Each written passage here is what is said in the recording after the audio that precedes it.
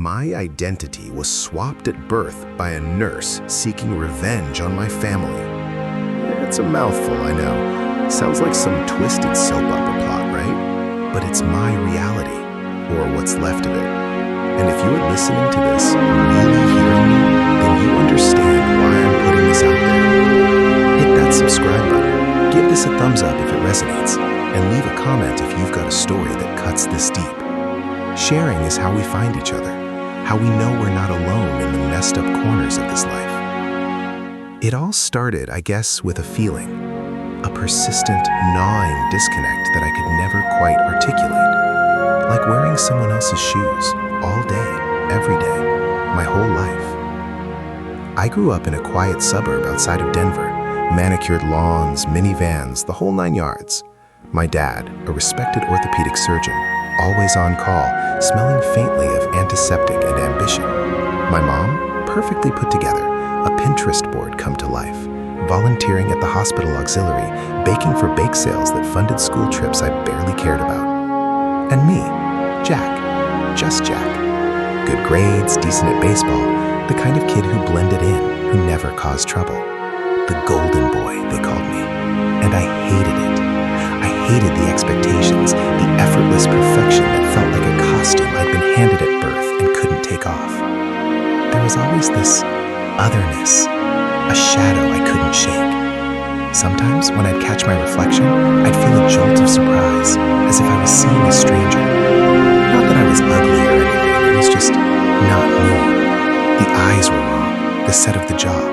Little things, imperceptible to anyone else, but to me, they were gaping chasms. My parents never noticed. Why would they? They had their Jack, the one they'd raised, the one who fit their narrative. And I played the part. Oh, how I played the part. I smiled when they expected me to smile. I achieved when they pushed me. I dated the right kind of girls, cheerleaders, daughters of other doctors. It was a life meticulously crafted, devoid of any true passion or rebellion. My world, externally, was perfect. A sprawling house with a pool, summer vacations to the Outer Banks, private tutors when my grades dipped even a fraction. My parents loved me, in their own way. It was a love built on achievement, on maintaining appearances. They were proud of the son they envisioned, and I gave it to them. But inside, I was a ghost. I felt like an imposter in my own skin. The first real crack, the first tremor that shook the foundation of my fabricated existence came when I was in college. I was studying pre-med, a non-negotiable path laid out for me since I was old enough to hold a crayon. I was dating Sarah, a junior nursing student. She was fiery, unapologetically herself, a stark contrast to the pastel-colored girls I usually dated.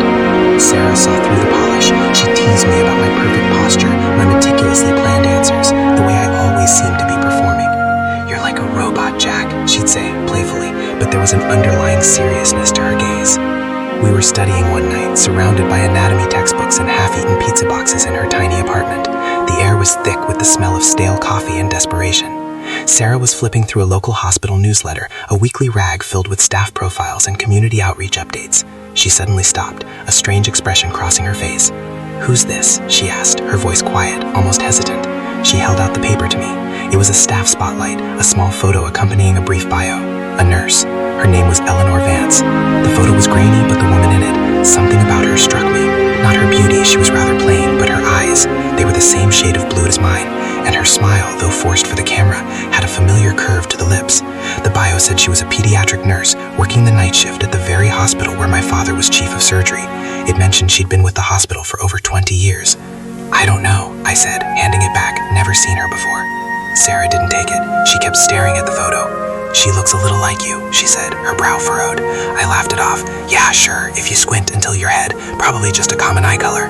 But the seed was planted, a tiny, insidious doubt that began to sprout in the fertile ground of my lifelong unease. Over the next few months, I found myself noticing things, little things, a shared mannerism with a stranger, a peculiar familiarity with the song on the radio that my parents would never listen to, the way I instinctively reached for a particular type of coffee, one my parents found too bitter.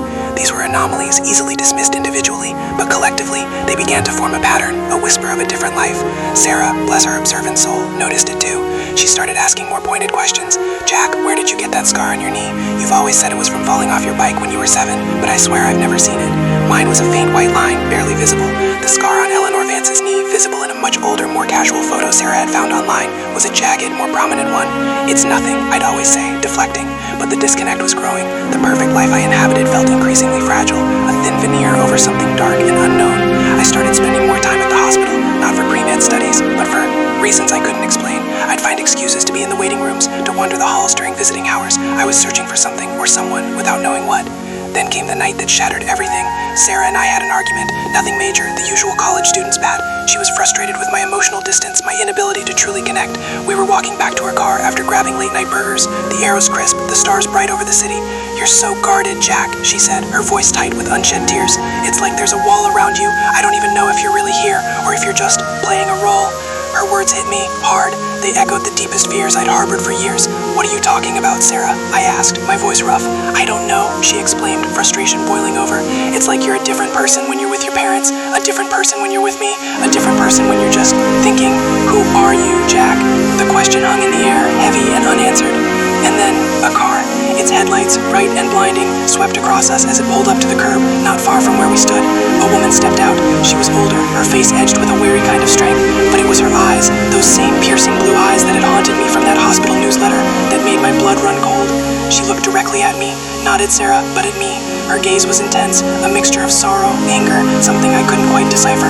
Then she spoke. Her voice was raspy, laced with an emotion that was raw and primal. They took you, she whispered, her voice barely audible above the hum of the idling engine. They took my son.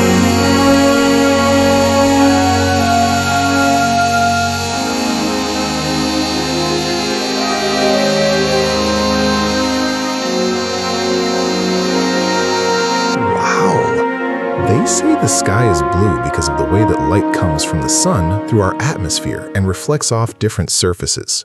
Sunlight is a whole bunch of different colors. The ground beneath my feet disappeared. Sarah's hand, which had been on my arm, went still. What are you talking about? I stammered, my own voice foreign to my ears. The woman's eyes filled with a pain that seemed to span decades, fixed on mine. My name is Eleanor Vance, she said, her voice gaining strength, a terrible resolve hardening her features. And you, Jack, are not Jack. The car door creaked open. A younger man, tall and lean with the same intense blue eyes, emerged from the passenger side. He looked at me with an expression of pure shock, as if he'd just seen a ghost. "Mom," he said, his voice choked with emotion. He looked from Eleanor to me, then back to Eleanor. "Who is this?" Eleanor's gaze never left mine. "This," she said, her voice breaking, "is my firstborn, the one they stole." She took a trembling step towards me, her hand outstretched. "They swapped you, at birth, for their own son." My breath hitched. Swapped. Stolen. The words didn't compute. They were nonsensical, insane. But the look in Eleanor's eyes, the raw, unadulterated grief and accusation, was terrifyingly real. And the young man, he looked so much like me. The same jawline, the same nose. It was a mirror image, a distorted reflection of myself. Sarah, standing beside me, let out a small gasp. She finally understood. The disconnect I'd felt my entire life, the gnawing emptiness, the persistent feeling of being an imposter. It wasn't in my head. It was a lie, a profound, life-altering lie.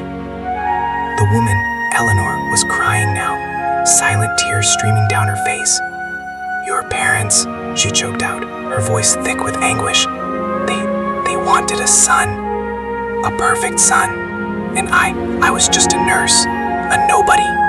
They offered me money, so much money, and I had my own baby, my beautiful baby boy. They took him, and they gave me your perfect Jack. My perfect Jack. The words echoed in the sudden, deafening silence. The realization hit me with the force of a physical blow. All the achievements, all the praise, all the love, it was for a child that wasn't mine. And the child that was mine, somewhere out there, was living a life that wasn't his. The young man stepped forward, his eyes wide with a dawning horror. "Mom, what are you saying?" he asked, his voice laced with disbelief.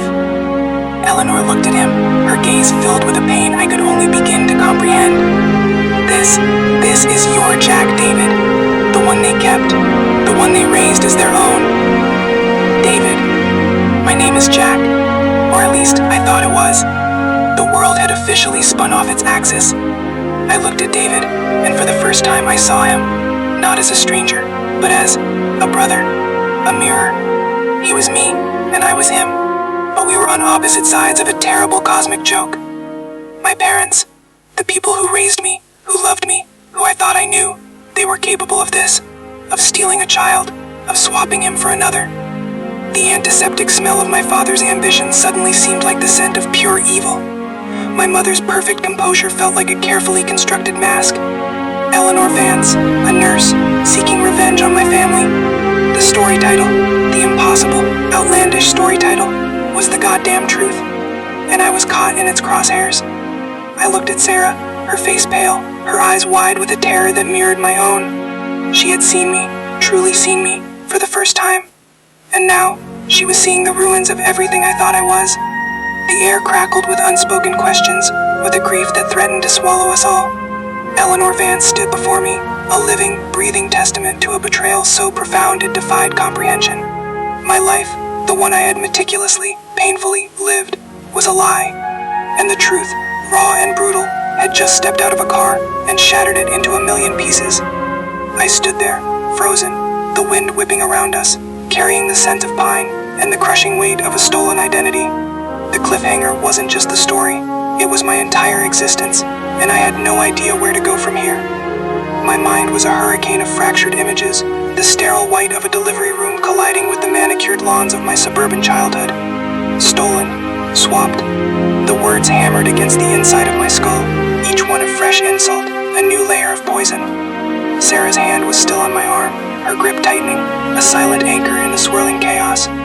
I could feel her trembling, her fear a tangible thing, but it was a pale imitation of the seismic shockwaves ripping through me. Eleanor Vance, her face a roadmap of hard-won sorrow, stood there, a living, breathing accusation. And David, the man who looked like a reflection in a funhouse mirror, stood beside her, his own world seemingly imploding with every passing second. This can't be real, I finally managed, my voice a dry rasp, cracking under the strain. It sounded weak, pathetic, even to my own ears. How could any of this be real? My parents, the pillars of their community, the embodiment of American success and stability, capable of something so monstrous. It was like discovering the foundation of your house was built on quicksand. Eleanor took another hesitant step towards me, her eyes locking onto mine with an intensity that bordered on desperation. "It is real, Jack.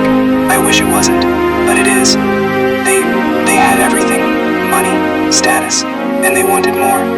They wanted a legacy, and I was vulnerable. I was young, alone, and they preyed on that. They took my baby."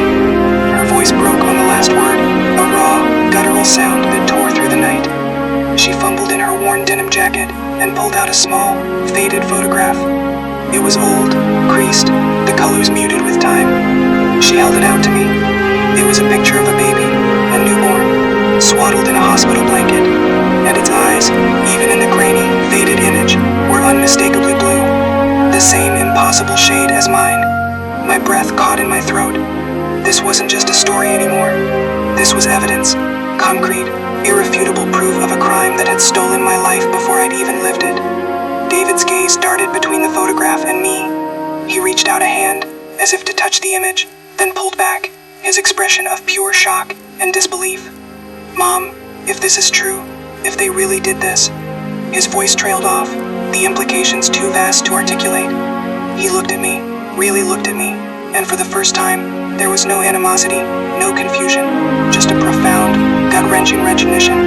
It was like looking at a twin. The same strong jaw, the slightly crooked nose, waves of hair. They told me you were stillborn, Eleanor whispered, her voice barely audible. They showed me a closed casket. They let me grieve for their child. She let out a choked sob. And they took you, my beautiful boy. They took you and made you into someone else, someone they could control, someone who fit their perfect picture. The perfect picture, the golden boy. The title I'd always loathed, now it felt like a brand, a mark of my stolen existence.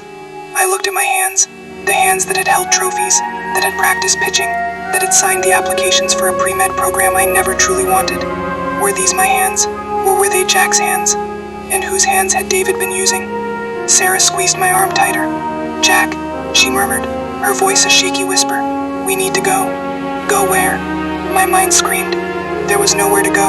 My entire life had been a fabrication, a carefully constructed lie, and the architects of that lie were the people I called Mom and Dad. The antiseptic smell of my father's office, the cheerful chatter of my mother's charity luncheons, the hushed whispers of praise at parent-teacher conferences. It all curdled in my stomach, transforming into something rotten and obscene. David finally found his voice. Who are they? He asked, his gaze flicking between me and Eleanor. Who are the people who raised you? Eleanor's eyes narrowed, a flicker of something dangerous crossing her face. The Andersons, she spat, the name sounding like a curse. Richard and Carol Anderson. They're prominent people, doctors. They have a certain reputation to uphold. The Andersons, my parents, Richard and Carol. The names felt alien on her tongue, tainted by her raw, unfiltered pain. Prominent doctors, a reputation to uphold. Of course, a hospital swap, a stolen child. It was all about protecting their image, their perfect little world. The sheer audacity of it, the calculated cruelty, was staggering. They told me, David said slowly, his eyes wide and distant, as if recalling a dream, that my mother died during childbirth, that my father, he couldn't handle the grief, that he sent me away to live with relatives he didn't know well, so he could focus on his work. He shook his head, a disbelieving laugh escaping his lips. Relatives? That's what they told me. Relatives. The pieces clicked into place with a sickening finality. My parents, they hadn't just stolen a baby. They had erased an entire family's history, replaced it with a carefully manufactured narrative. Eleanor Vance and her son David had been living a lie, just like me. But their lie was one of loss, of abandonment, while mine was one of false achievement, of stolen belonging. They offered me money. Eleanor's voice was a low, bitter rumble.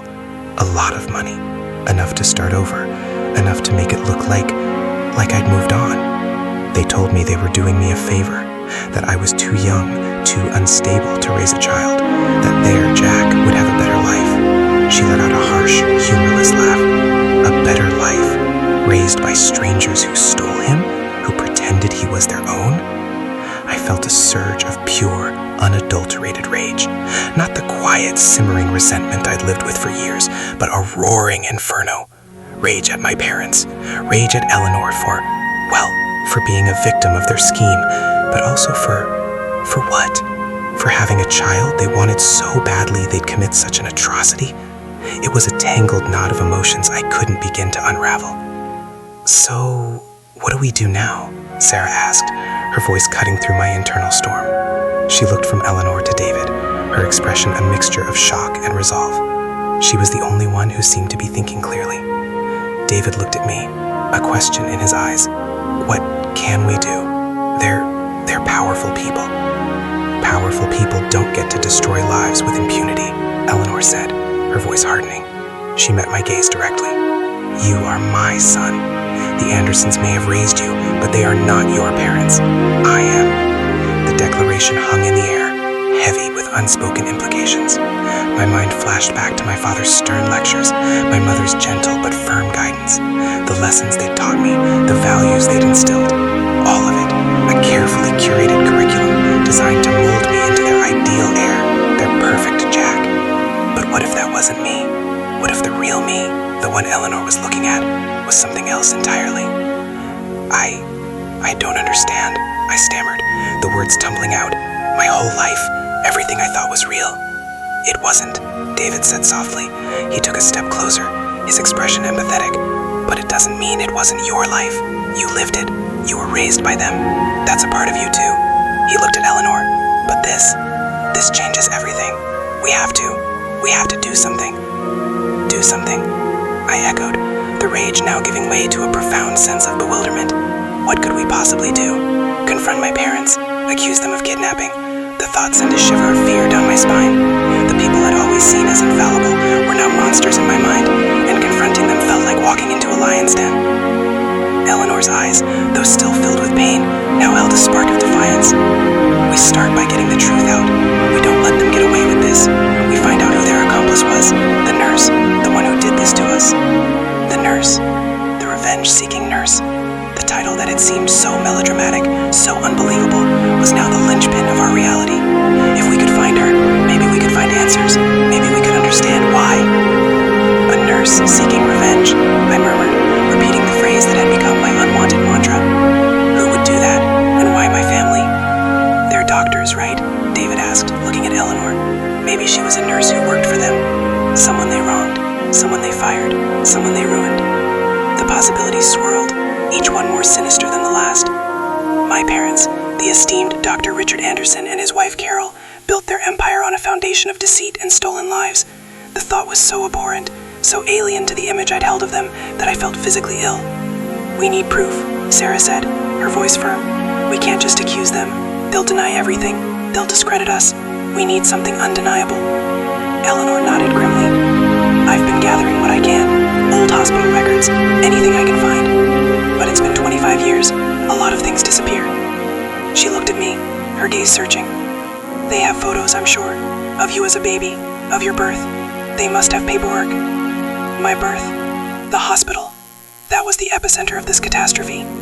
The place where my life, and David's, had been irrevocably altered. I suddenly remembered a dusty box of old family photos in the attic.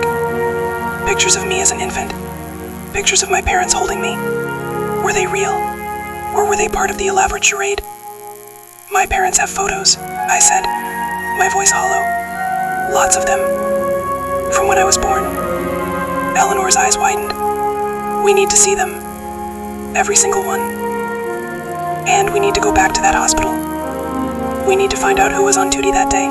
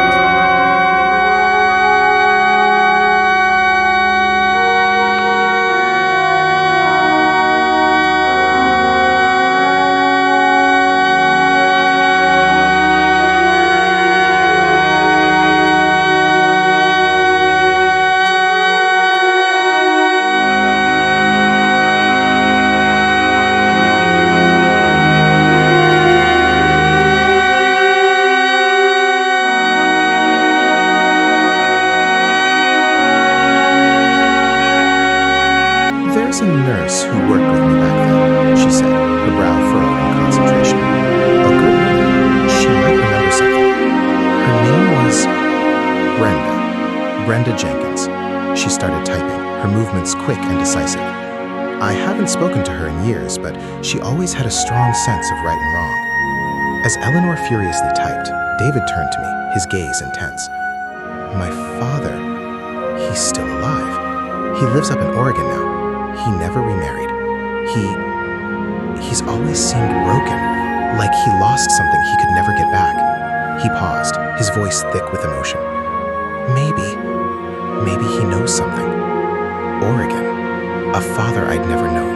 A man who had presumably suffered for decades, believing his son was dead. The tangled web of our lives was only growing more complex, more devastating. "We need to get to that hospital," I said, my voice gaining a new, hard-edged resolve. The fear hadn't vanished, but it was being overshadowed by a burning need for truth, a need to reclaim what had been stolen.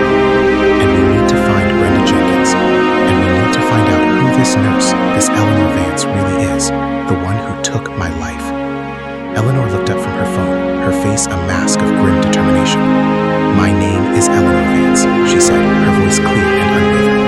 "And I'm your mother, and I'm not going to let them get away with this, not anymore." The night air felt heavy, charged with an unspoken promise of reckoning. We stood there, a collection of strangers bound by an impossible secret, the shadows of our past stretching out before us, dark and ominous. The drive home with Sarah was a blur of hushed conversations and silent, terrified contemplation. I looked out the window at the passing streetlights, each one a flickering reminder of the life I thought I knew, the life that was now nothing but a fragile illusion. The question wasn't just who was I, but who were they? My parents, the people who had given me everything and stolen everything. The thought of confronting them, of seeing their faces when I laid bare the truth, was both terrifying and electrifying. I knew, with a certainty that chilled me to the bone, that the comfortable world I'd inhabited was gone forever. And the real story, the one that would define the rest of my life, was just beginning. I reached for my phone, my fingers hovering over Sarah's contact. I needed to talk, I needed to process. But even as I steeled myself for the difficult conversation, a new, unsettling thought surfaced. What if my parents, Richard and Carol Anderson, didn't just swap babies? What if the nurse, the one seeking revenge, had a much more intricate and far more dangerous motive than simply correcting a perceived injustice? What if they were all players in a much larger, much darker game? The chilling possibility settled in my gut like a cold stone. This was far from over. It felt like we'd only just scratched the surface of the iceberg, and the true depths of the deception were still hidden beneath the icy surface. The air in my car crackled with a silence that was heavier than any sound. Sarah sat beside me, her profile illuminated by the passing streetlights, her gaze fixed on the road ahead, but I knew she was just as lost in the wreckage of my world as I was. We hadn't spoken since Eleanor Vance and David had driven away, leaving us in the deserted parking lot under a sky that suddenly felt too fast, too indifferent. My knuckles were white on the steering wheel, my breath coming in shallow, ragged bursts. It wasn't just shock anymore, it was a crushing physical weight in my chest. The foundation of my existence had not just crumbled, it had been vaporized. Everything I believed about myself, my family, my entire life was a lie. A meticulously crafted, deeply insidious lie. Richard and Carol Anderson, my parents. The names echoed in the hollow chamber of my mind, stripped of their warmth, their familiarity, their love. They were strangers now, or worse, architects of my stolen future.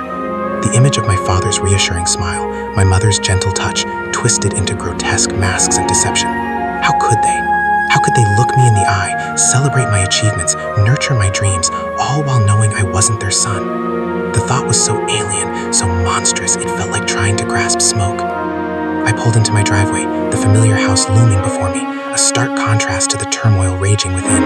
It looked the same, manicured lawn, the warm glow of the porch light, the silhouette of my parents' car parked in the garage. But it felt like a museum exhibit, a staged diorama of a life I'd been forced to inhabit. Sarah reached out, her hand finding mine on the center console. Her touch was a lifeline, a small, tangible anchor in the vast ocean of my disorientation. "Jack," she whispered, her voice thick with a concern that was both a comfort and a torment. She knew. She had been with me, witnessing the unraveling, and now she was trapped in its aftermath with me. I can't go in there.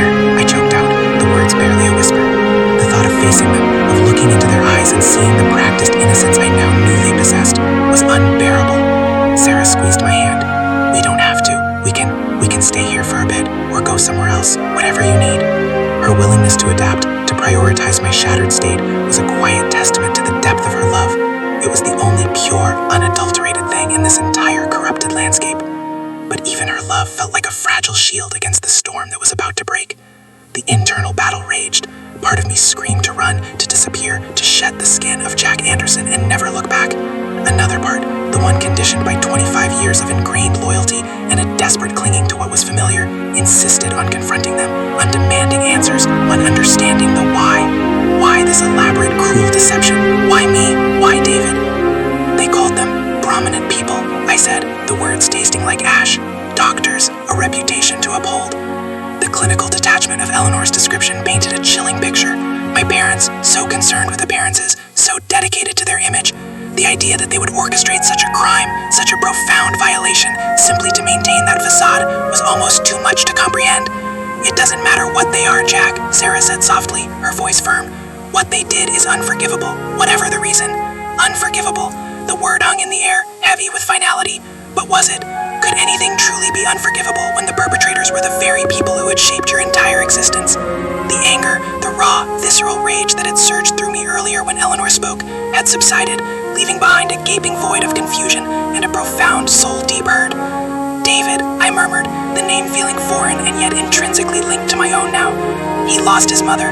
He thinks his father sent him away because he couldn't handle the grief. They built his life on a lie of absence, while mine was built on a lie of presence. The irony was a bitter pill. We had been living parallel lives, two halves of a stolen whole, each unaware of the other's existence, yet bound by the same cruel hands. They took everything from him too, Sarah said, her voice laced with empathy, and from Eleanor. The image of Eleanor Vance, her face etched with decades of pain, her voice raw with a grief that had never truly healed, haunted me. She had mourned a child she believed was dead, a child she had lost at the very moment of his birth. And that child was me. The realization was still a physical blow, knocking the wind out of me every time it surfaced. My parents, I said, the words catching in my throat. They told me you were stillborn. They showed me a closed casket. Eleanor's words replayed in my mind, each syllable a fresh stab. They let me grieve for their child. She had grieved for a son she never knew, a son she believed was buried in a tiny, silent grave, and they had let her. They had actively participated in her torment, offering her a manufactured grief to shield them from the truth. I gripped Sarah's hand tighter. What do we do, Sarah? How do we even begin to process this? How do we confront them? The question wasn't rhetorical. I was genuinely lost, adrift in a sea of unthinkable choices. We don't have to decide anything tonight, Jack, she said gently. Just breathe. We'll figure it out. Together. Together. The world wasn't wrong. She was my reality, the one constant in this shattered world. I leaned my head back against the headrest, closing my eyes, trying to force some semblance of calm onto the roiling chaos within. I saw flashes of my childhood, birthday parties, family vacations, my father teaching me to drive, my mother cheering me on at my graduation. Were those moments tainted? Were they performances? Or were they genuine, albeit built on a foundation of deceit? I didn't know, and the not knowing was a new kind of torture. The silence in the car stretched, punctuated only by the distant hum of traffic and my own ragged breathing. I opened my eyes, the house still there, a silent, imposing monolith of my past. I need to know, I finally said, my voice raspy. I need to know why. I need to look them in the eye and ask them why they did this to me, to David, to Eleanor. Sarah didn't argue. She understood. This wasn't something that could be ignored, swept under the rug. This was the core of my being, ripped out and laid bare. This was about identity, about truth, about the very essence of who I was. I took a deep, shuddering breath and started the engine again. The car felt heavy, reluctant, as I pulled out of the driveway, leaving the familiar facade of my home behind. We drove for a while, the city lights blurring into streaks of color. I was heading towards an unknown destination, a future I hadn't planned for, a path I never imagined walking. Brenda Jenkins, I murmured, recalling Eleanor's mention of the nurse, the one who might remember. A potential ally, a potential key to unlocking the details of that fateful day. And the hospital, that sterile, impersonal place where lives were born and, apparently, stolen. It was the scene of the crime, the nexus of our shared tragedy. We ended up at a quiet diner, the kind with worn booths and bottomless coffee. The anonymity of the place was a comfort. We ordered coffee, the waitress oblivious to the seismic shifts that had occurred in our lives just hours before. As I stirred the dark liquid, my mind raced, piecing together fragments of information, trying to construct a coherent narrative from the shards of my shattered reality. My parents, Richard and Carol Anderson, respected physicians, pillars of the community, and master manipulators. They had wanted a child, they had access, they had the means, and they had a profound lack of conscience. It was a chillingly simple equation, devoid of any redeeming human emotion. Did they ever talk about having children? I asked Sarah, the question feeling absurdly out of place, like a struggle or a desire for more kids. Sarah shook her head. Not really. They seemed content. You were their whole world. They doted on you. Doted. The word now carried a sinister undertone. Was it genuine affection, or the carefully honed performance of loving parents? The thought of David's father, the man in Oregon who had lost his wife and, unknowingly, his son, gnawed at me. He had suffered his own immense loss, a parallel grief that mirrored Eleanor's. Were we meant to find him too? Was there a chance for some kind of reconciliation, some small measure of peace for him? The complexity of it all threatened to overwhelm me. What if it wasn't just a swap? I said, the thought suddenly crystallizing with terrifying clarity. What if there was more to it? The revenge motive? What if the nurse wasn't just correcting an error? What if she had a deeper reason? Something my parents were involved in? Sarah looked at me, her eyes wide. You mean, like a conspiracy? I don't know what it means, I admitted, my voice heavy with uncertainty. But it feels too neat, too simple. My parents are doctors. They move in certain circles. What if they cross someone? What if this nurse was a pawn, or worse, an instrument of someone else's vengeance? The implications were chilling. This wasn't just about a stolen baby. It was about a potential web of deceit, a darker motive that went beyond my parents' immediate desire for a child. The picture Eleanor painted of a nurse seeking revenge for a wrong done to her felt like a plausible narrative. But what if it was a carefully constructed misdirection? What if the Andersons, in their pursuit of perfection, had stepped on too many toes? We need to find that nurse, I stated, the words firm, definitive. And we need to find out everything we can about that hospital, about my parents' colleagues back then. Who was working there? Who would have had access? Who might have had a grudge? The diner booth felt small, confining. The mundane reality of our surroundings, the clatter of plates, the murmur of other conversations, felt jarringly out of sync with the monumental shift in my universe. I was no longer just Jack Anderson, the aspiring doctor, the good son. I was a pawn, a stolen identity, a product of a crime that had irrevocably altered 3 lives, and possibly more. Sarah reached for my hand again, her grip firm. We will, Jack. We'll find out. Her unwavering support was a constant, a silent promise that I wasn't alone in this. But even with her beside me, the weight of what lay ahead felt crushing. The confrontation, that was the next inevitable step. The moment I would face Richard and Carol Anderson, the people who had given me life and stolen it simultaneously. How could I articulate the depth of their betrayal? How could I convey the chasm that now exists between us? Would they confess? Deny? Would they even understand the magnitude of what they had done? I imagined their faces, their practiced expressions of concern and love replaced by a flicker of something cold, something calculating. The idea of seeing that flicker, of knowing it was there beneath the surface all along, was almost unbearable. I can't go back there, I said, my voice barely audible, referring to my childhood home. Not yet. Not until I know. Then we won't, Sarah said immediately. We'll find somewhere else to stay. We'll focus on finding the answers. The thought of the hospital, of walking through those doors again, sent a tremor through me. It was the place of my birth, a place that should hold joy and new beginnings, but now it represents a profound betrayal. The stone scent, the echoing hallways, the anonymous faces of doctors and nurses, it all felt tainted. David said his father was still alive, I mused, looking out the window at the pre-dawn sky beginning to light. Maybe he'd want to know. Maybe he'd want to connect with us, without me. The prospect of bringing David's father into this, of weaving another thread into this already tangled tapestry, felt overwhelming. But it was also right. He had been a victim too. He deserved the truth, and perhaps a chance at some form of peace. We'll have to tell him, Sarah said, her voice soft, when the time is right. But first, we focus on getting the facts, on finding Brenda, on finding proof. Proof. That was the key. Without it, we were just a grieving mother, a confused son, and a man who believed his entire life was a lie. The Andersons, with their reputation and their resources, would undoubtedly fight back. They would deny, obfuscate, and discredit.